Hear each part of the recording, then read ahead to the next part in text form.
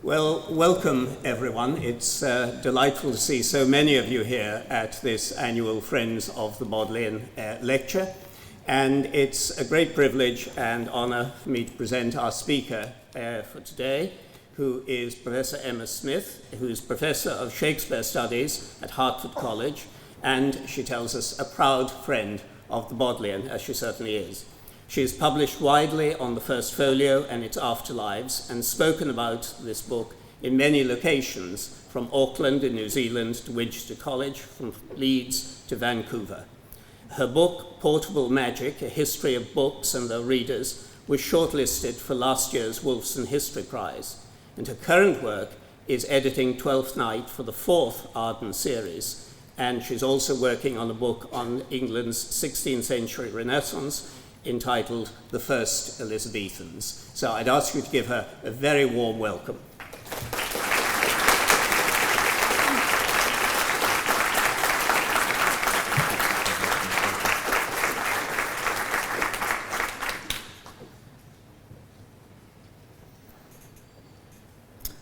We can, as you see, have a bit of a technical problem. Happily, that's not mine to solve. So I am going to start without my props and prompts, and we'll see if we can catch up with them later. So firstly, thank you so much for being here, and thank you to Richard McCabe for the introduction, and to Richard Ovenden and team for inviting me.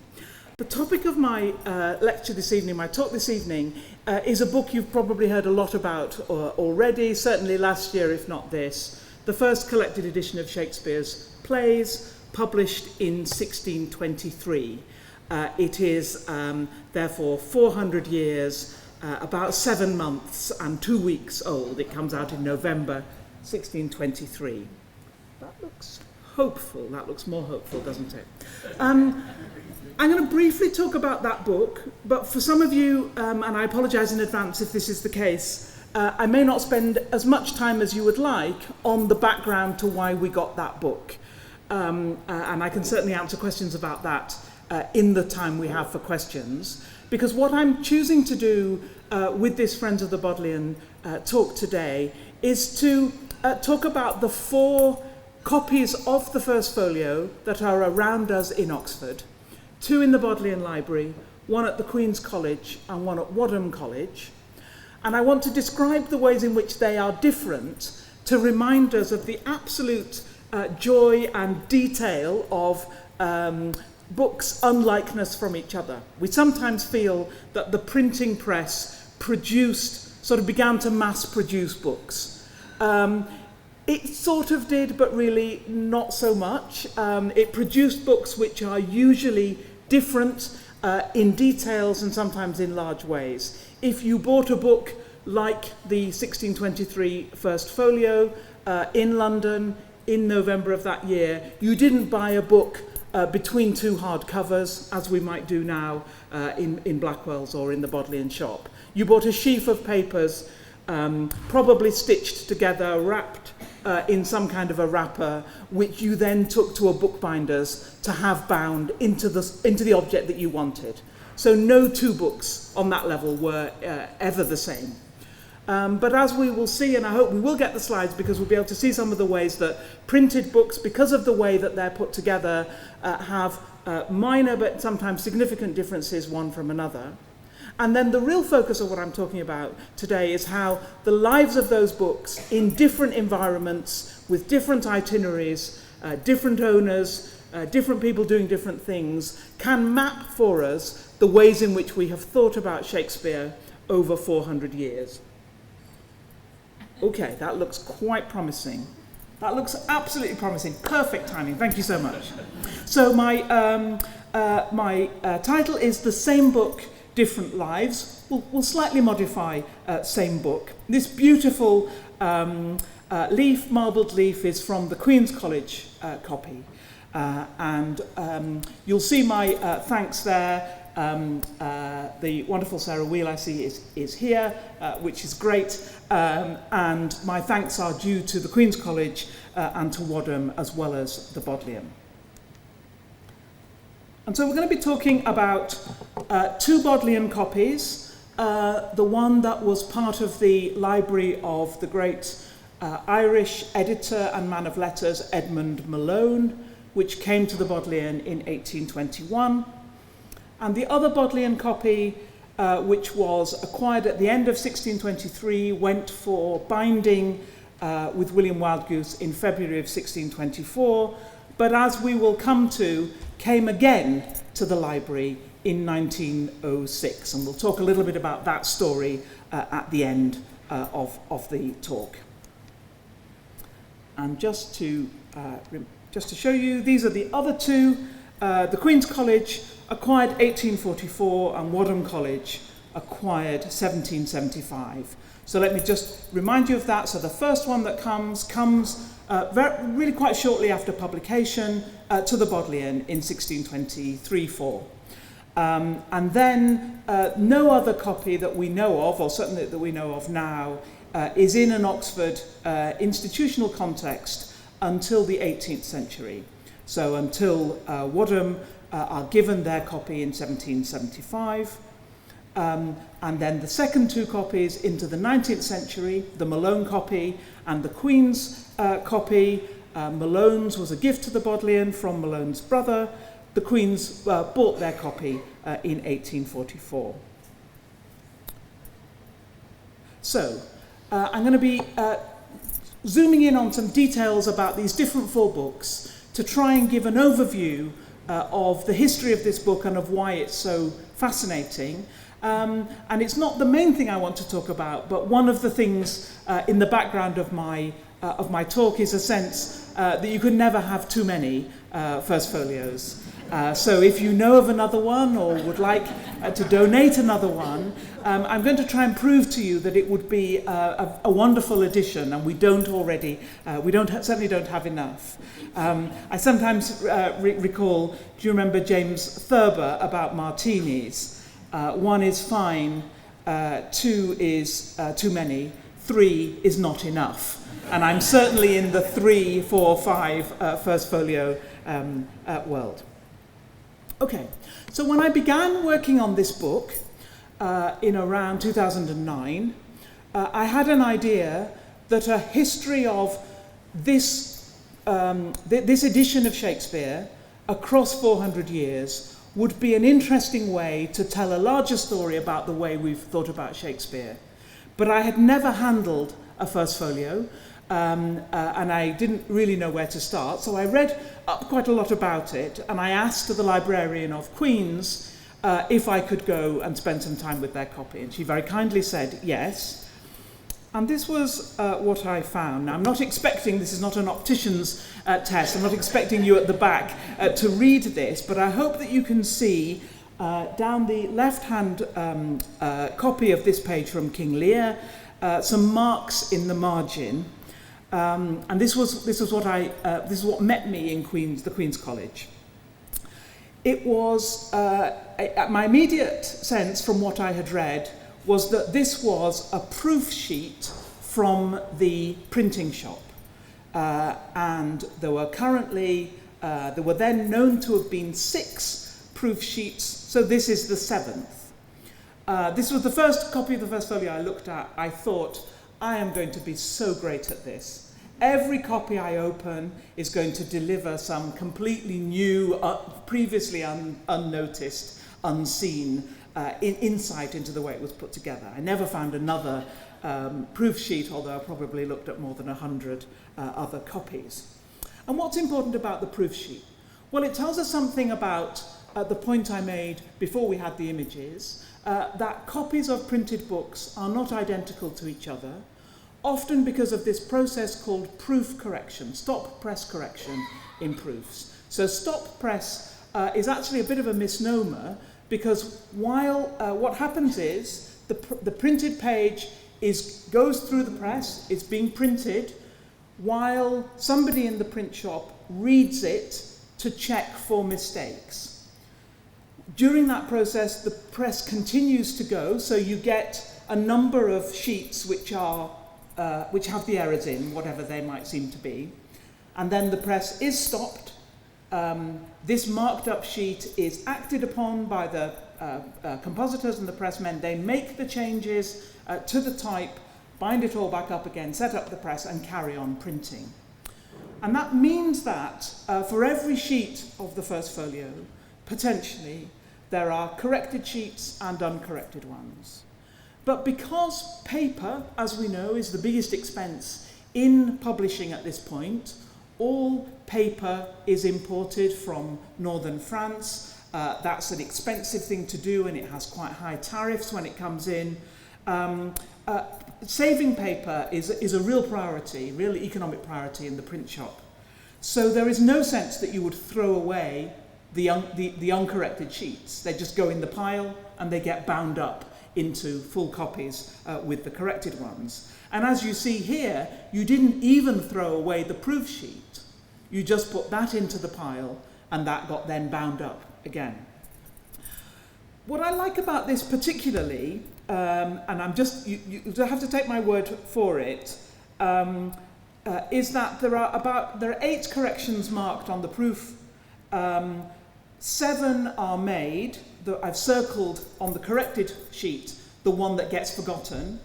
And I've also pointed in a wiggly line where correcting one mistake creates another. We've all been there, haven't we? We've all done that piece of proof editing and not noticed another thing or made a mistake in doing it.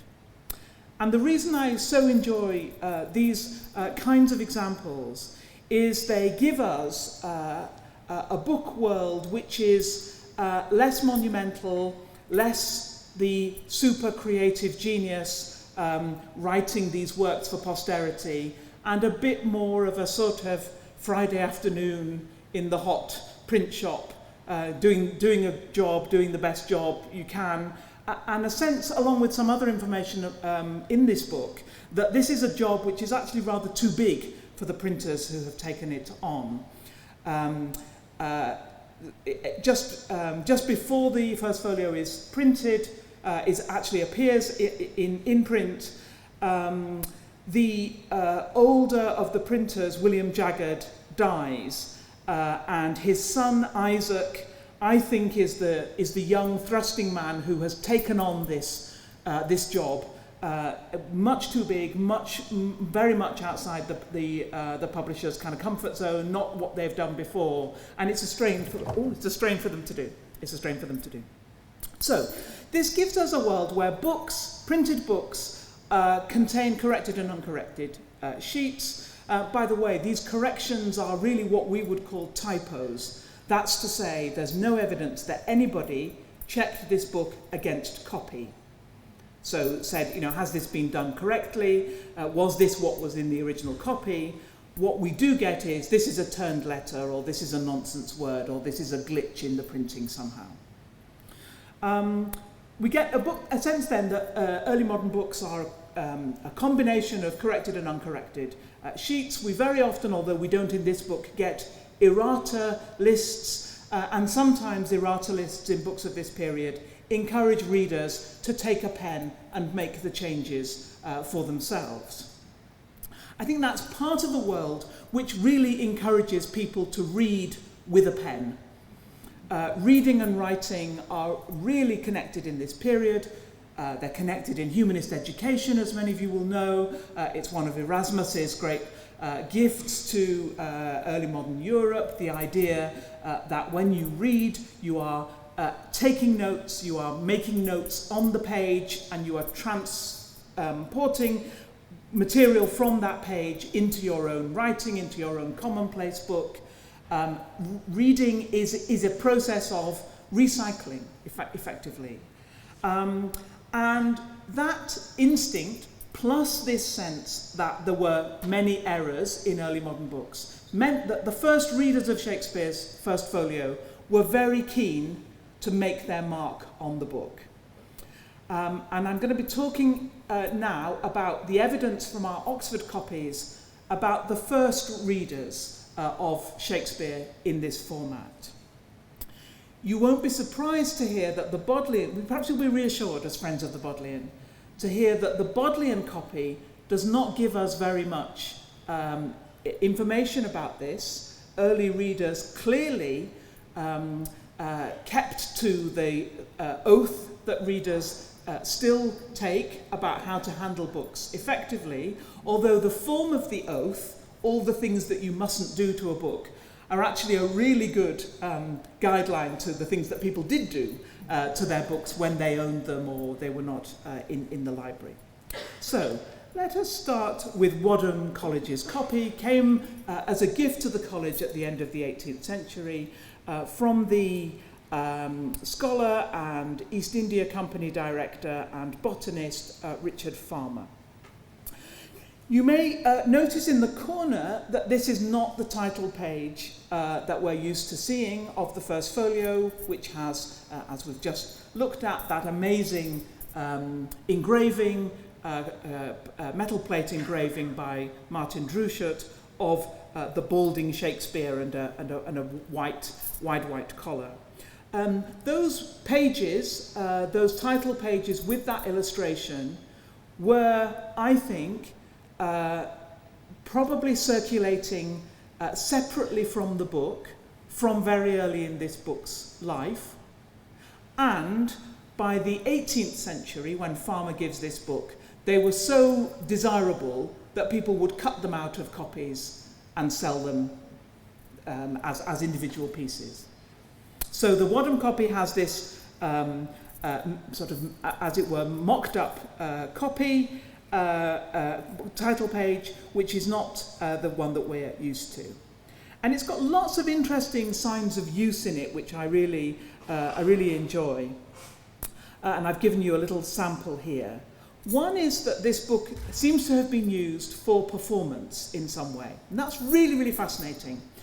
Because in many ways, the publication of this in 1623 was perhaps the moment when Shakespeare ceases to be predominantly experienced in the theatre and understood as a theatre artist, and begins to be experienced primarily on the page as a literary writer. And there are many ways in which the first folio tries to separate Shakespeare from what's actually at this point rather a lowbrow cultural field, the theatre, and instead to elevate him to be worthy of reading and of study. So the first folio is in some ways anti-theatre in its presentation. It's also a deeply awkward book to use except sitting at a desk. It's really hard to imagine using it as a prompt book, for instance, or holding it while people were performing. And it seems that the few copies we have that have been used for performance have been disaggregated, broken into pieces in order to do that.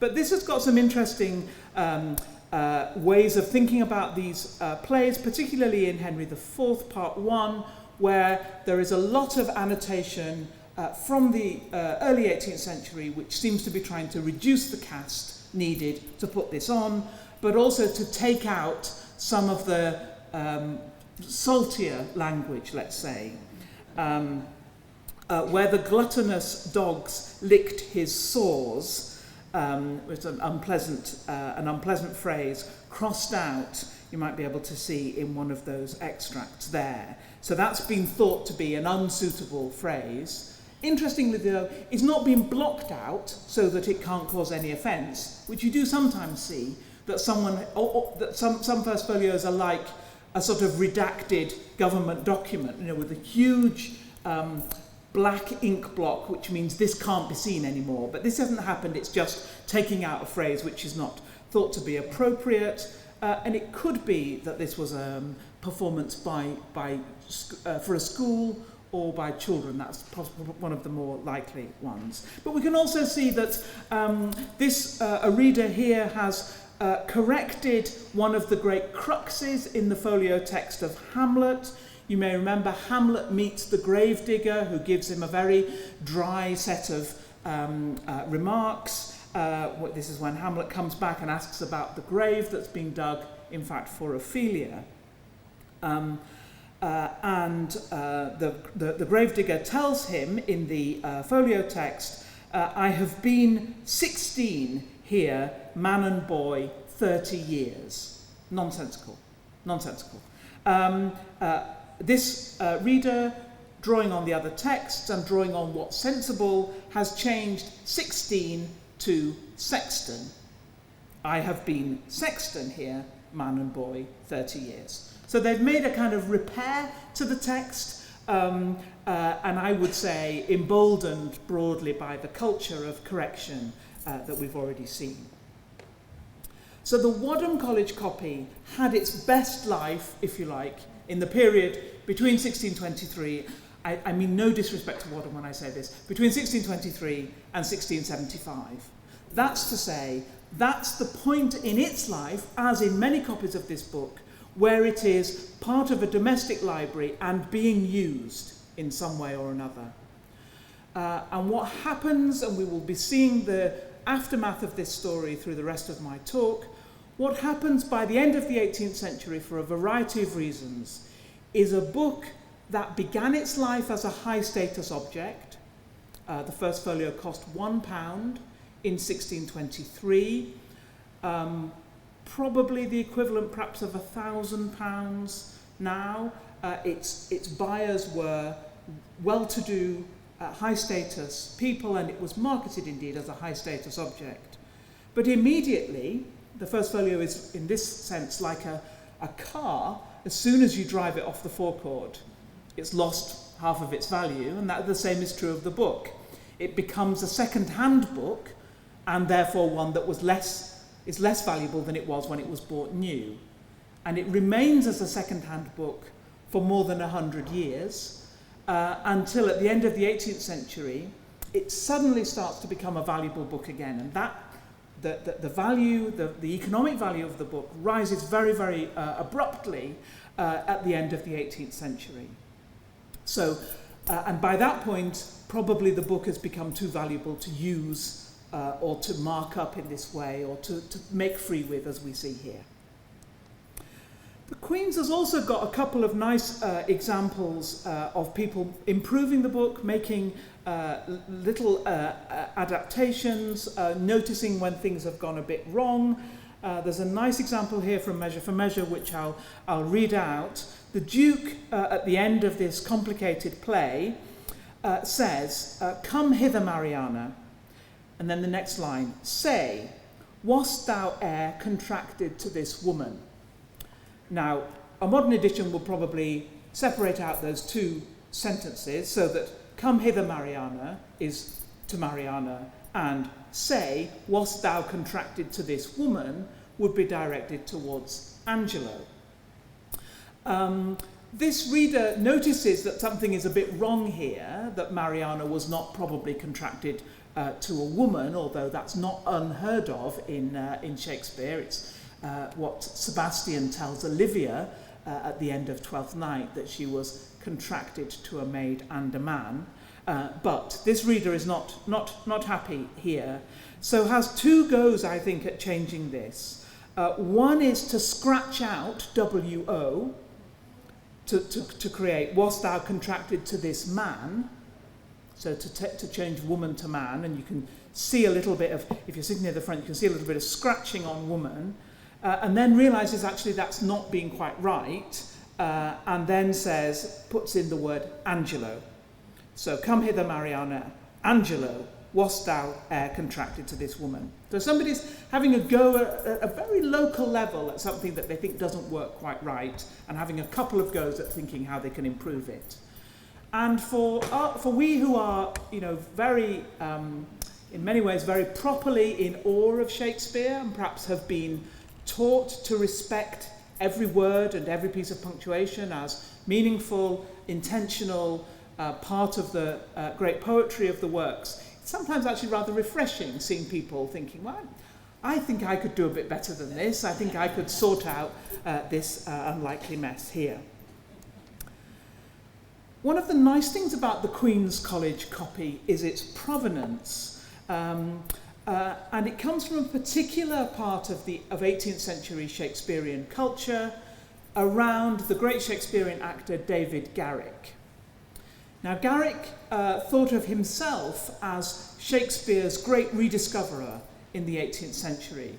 And there's a brilliant example of this when he puts on, in Stratford-upon-Avon, a jubilee for Shakespeare, Garrick's Jubilee, in 1769. This is 3 days, although three very wet days. The weather was not kind to Garrick's Jubilee, but 3 days of celebration of Shakespeare in his birthplace. It's a really important moment in the canonisation of Shakespeare and Stratford as a tourist spot. But he manages 3 days celebrating Shakespeare without a single Shakespeare play being performed. So for Garrick, there is a difference between Shakespeare and actually Shakespeare. And the one is a great god, and the other is a bit dull or a bit difficult to get going. Most of Garrick's Shakespeare performances are in massively adapted texts, very profoundly changed and restitched for 18th century sensibilities. And I think in the spirit of that, it is really hard to see that Garrick has ever really looked at this first folio that he owned and that is now in the Queen's College Library collection. I think for Garrick it was a sort of trophy, a kind of talisman even, but it certainly was not a source for thinking about the plays. I don't think he read it. He certainly didn't act from it, but he obviously felt it was a representation of the Shakespeare he so admired. And 18th century Shakespeare culture is really preoccupied with how to make Shakespeare better, how to edit in order to make it more explicable, how to make it more mellifluous, how to even out passages which are seen to be inappropriate in some way. And often this is work done on copies of the first folio. And I've just given you here a snippet from a tiny bit, a fragment that we have also here in the Bodleian, a piece of the first folio, beautifully with a paperclip mark in rust at the top, marked up in an 18th century hand with editorial kind of emendations, which you won't be able to read, but you will be able to see around the edge.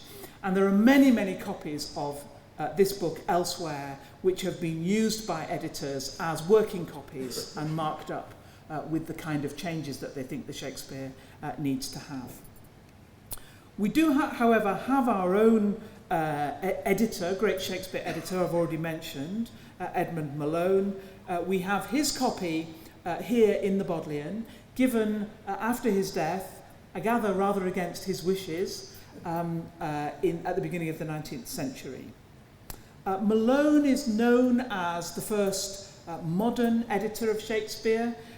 He edits the plays in 1790, and he edits them with a lawyerly intelligence and documentary evidence. Malone's lawyer's training is quite different from the poetic training that Alexander Pope had brought to editing Shakespeare, or the lexicographical work that Samuel Johnson was known for when he edited Shakespeare. All these editors bring a different flavour to what they do. Malone brings this sort of forensic sensibility, and our copy of his first folio here in the Bodleian is full of facsimiles of some of those documents. In the first folio there is no life of Shakespeare, or there is no reproduction of Shakespeare's will. All those biographical things that you would often find now in a modern edition are not of interest to the publishers of this book in 1623. But Malone is interested in those, he includes them in his own edition, and he is working with them around his first folio. But my favourite of all is this page of Malone's book. It was always said that you should never lend a book to Samuel Johnson because he would eat his dinner over it and it would come back in terrible condition. But Malone here doesn't look beyond reproof. He has got, as you may be able to see, I mean, if there were coffee mugs for Malone, it would be a coffee mug. Perhaps it's the foot of a wine glass or something, but those two rings suggest somebody who's perhaps working at their desk and putting a drink down on the page while working on it. And it's a nice reminder of the times when these were books that were able to be used and that show the marks of that use on them. One of the paradoxes, of course, about preserving books, which is one of the great businesses of this library, one of the paradoxes is that they also sort of freeze them at a moment in time, and that this kind of evidence about how people use them stops. And it is our aim, of course, now to make no more marks on the books that we care for. And that's really important, but it also it cuts off a source of evidence. So we've got with Malone, and Malone is partly to blame for the increased value of the first folio, because he is the first editor to think that the 1623 text is a valuable source, perhaps the most valuable source for an editor to go back to. And because we start to see this big increase in the value of first folios at sales in the last quarter or so of the 18th century, we also see a renewed interest in pimping up copies. This 18th century word is vamping copies by perhaps gathering together 2 or 3 scruffy ones and making one really prestige one out of it. We sometimes see in this period major repairs to pages that have been damaged, washing of ink marks and so on, and a big program of rebinding. There are almost no copies of the first folio in anything like a 17th century binding, because one of the things that people showed when they were showing how valuable it was to them was that they got a beautiful new binding. And the majority of copies of this book we have late 18th or 19th century bindings. And we can see a lovely example of this increased value of these books and the sense of having a complete book being what you really wanted in Wadham's copy that we looked at a minute ago. Now this is the last page of Cymbeline, which is the very last play in the first folio. Don't ask me why. Well, you could ask me why, and I would have a go at an answer, but for some reason it's the very last play. It has been, because of that, very vulnerable to damage and to being sort of torn out or folded over. This is a heavy book that sometimes can put quite a lot of stress on the spine and mean that it closes in a slightly off-kilter way that can crease up the back pages and they can be damaged so much that they get lost. That's happened in lots and lots of copies, and it clearly has happened at some point to this one in Wadham. And look what you did about that in the 18th century. Somebody with their best writing copied out that page and you had it bound in. So the tragedy of Cymbeline, the final page, has been written out and I can describe it for you. You can see that this is a person who has made a copy of italic type and then of Roman type. So they've done it really, really, really carefully. Except, inevitably, they have left out a line. The fourth from the bottom should have in the temple of great Jupiter. And we just noticed that actually very recently when we were looking at this copy in Wadham, that this beautiful piece of calligraphy, not a highly professional, but a very, very clearly a lot of labour and a lot of effort, has got this line missing. I'm going to move now to the Bodleian's copy that came to the library almost immediately after the book was published. I'm going to talk about a story which has been told lots of times about this copy in the Bodleian's collection, but which I think has some things to tell us about how Shakespeare's first folio has been valued at different times. So we already mentioned that this book comes to the library from Jaggard's print shop at the end of 1623, and it goes to be bound with a consignment of books from the Bodleian, or a consignment of those collected sheafs, rather, to be bound in a particular style that the Bodleian favoured for books that were going to be in the library. And you can see this is the book here, and you may be able to see on its bottom front corner a sort of nibble out of it, and that's been an important piece of evidence later in its life, but it shows us where the clasp was, which meant that this book was chained in the library, in the old library. Book chaining didn't stop until the 18th century. The Bodleian a little bit sooner than some of the colleges, unsurprisingly perhaps. But book chaining was the standard way of keeping safe these precious objects. There are lots of colleagues here and in the Bodleian conservation who are really expert in this binding. We've found out a lot about it over the last decade or so. So in 1624, here this book is in the library, but by the 1660s, it doesn't seem to be here anymore. In some way or another, it has left the library, possibly been stolen, although the chain would make it less likely. So I think our general feeling is that it had been what we would now call deaccessioned. Now that seems from this distance to be an absolutely shameful thing to have done, but I think the context of that is really important. Firstly, the Bodleian was expanding enormously. It had had a huge bequest of books that it didn't really know what to do with. And that's, Bodleian's librarian is here with us, and I think will attest to the fact that space and managing the space against the conservation and preservation work of the library has been a constant feature. That's why, the Gladstone link has opened in recent years, and these new spaces that you will know about and hear about through the Friends communications. So space is always a library problem, and it clearly was then. But I think more importantly, I mentioned that Malone's great intervention in the field of Shakespeare textual studies was to go back to the first folio. And what people before him had done had been to think that the most recent edition, not the first edition, but the most recent edition was likely to be the best. So when Nicholas Rowe edited Shakespeare in 1709, he drew on the fourth edition of this book, which had been published about 20 years previously. Now again, that may seem very odd, but we can see that it's a different sense of what this book is. Let's look at it this way.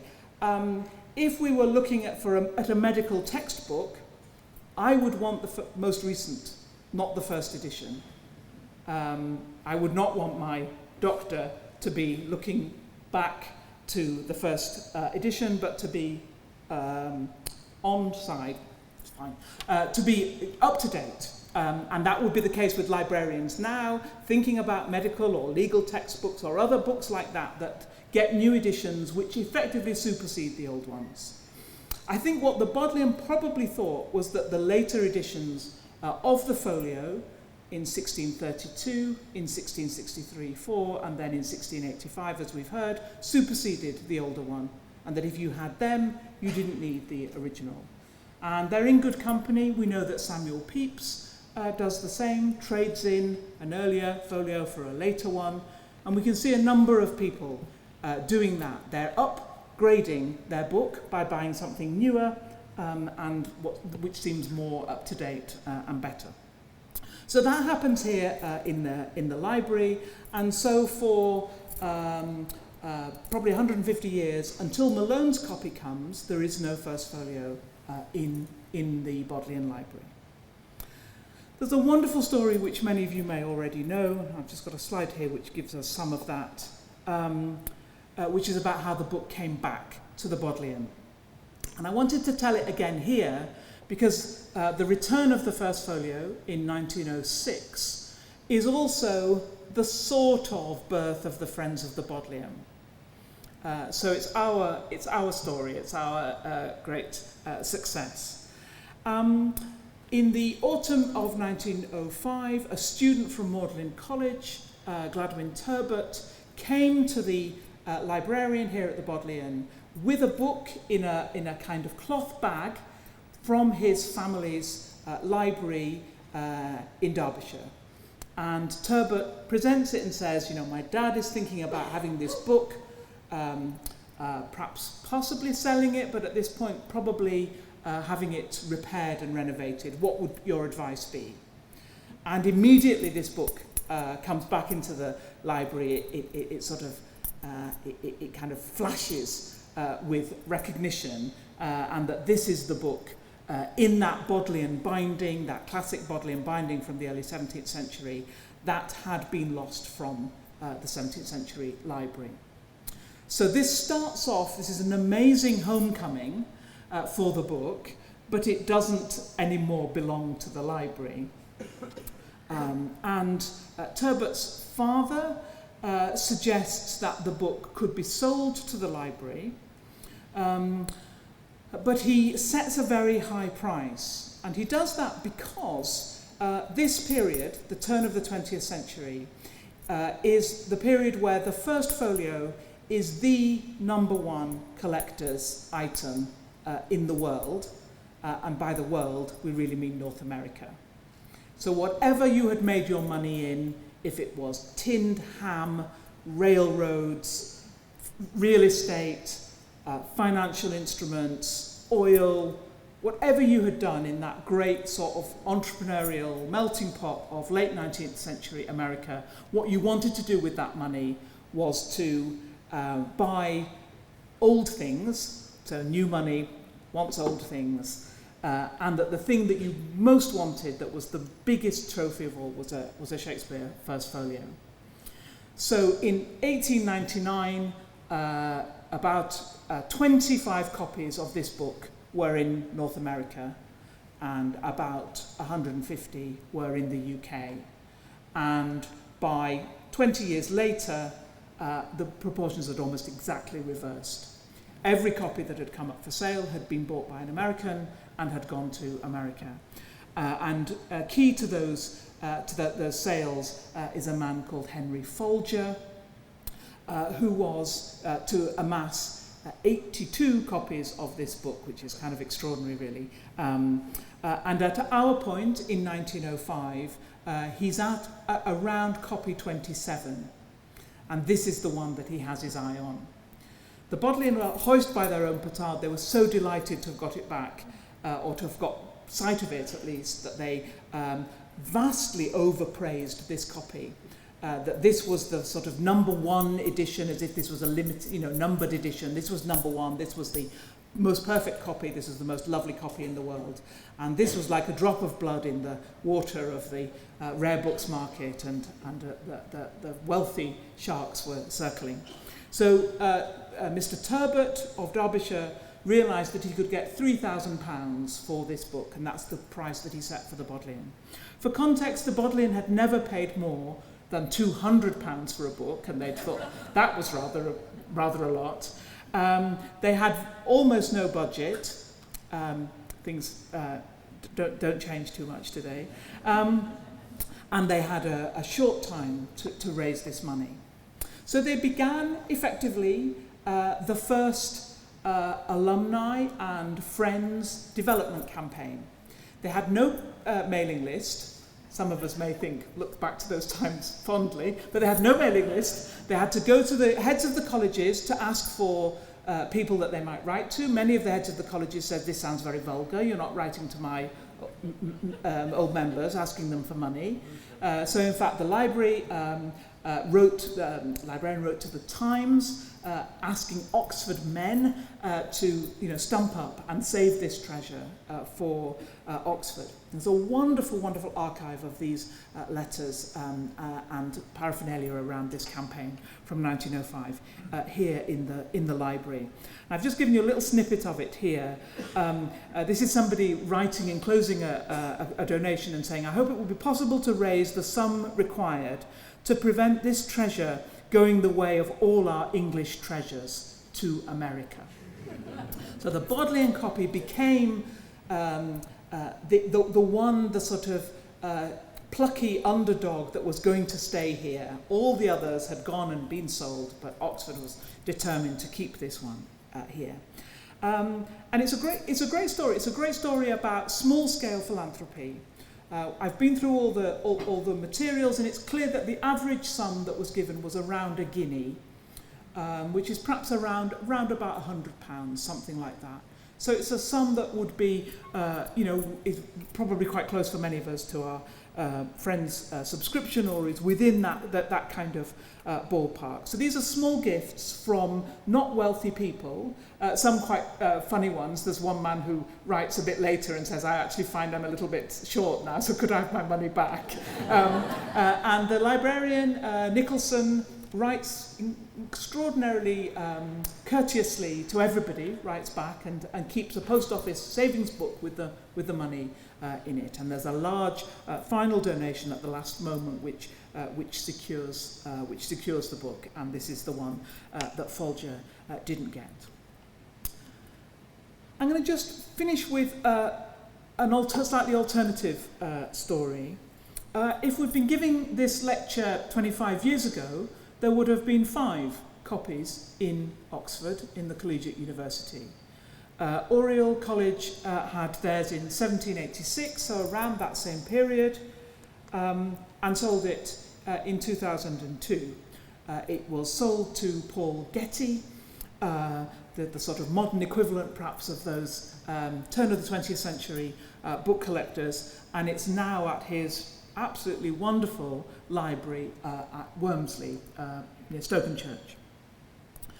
And I don't propose that as a sort of shade on Oriel, but merely to say that there are always pressures on funds. We've seen that sort of going through my talk. Oriel sold this for 3.5 million and created student accommodation and renovated the library with those proceeds.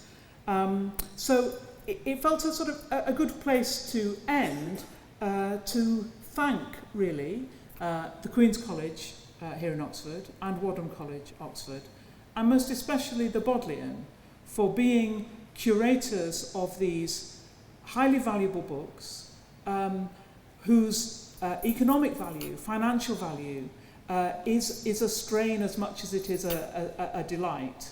And it's to their enormous credit that they are curators of this material, supported by philanthropy and supportive friends like people here today, and that we're able to enjoy these books now. Thank you.